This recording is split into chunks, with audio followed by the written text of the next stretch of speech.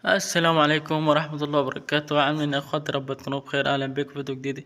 النهارده ان شاء الله نتعرف على موعد مباراة الاهلي وبلدية المحلة واهم التفاصيل باذن الله. اللهم صل على محمد وعلى ال محمد كما صليت على ابراهيم وعلى ال ابراهيم انك حميد مجيد. النهارده ان شاء الله نتعرف على موعد والتوقيت والقناة الناقلة المباراة واهم التفاصيل عن الاهلي.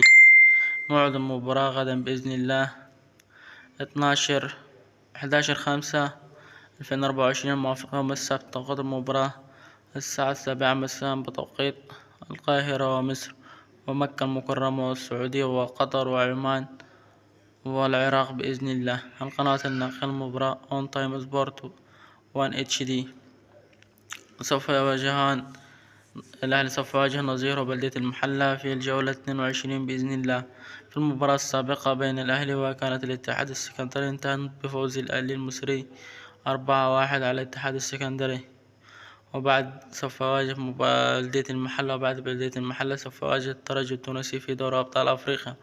وكذلك الزمالك سوف يواجه نهضة البركان المغربي يوم 12/5/2024 يوم الأحد، يعني بعد مباراة الأهلي وبلدية المحلة بيوم. ولهنا قد انتهينا.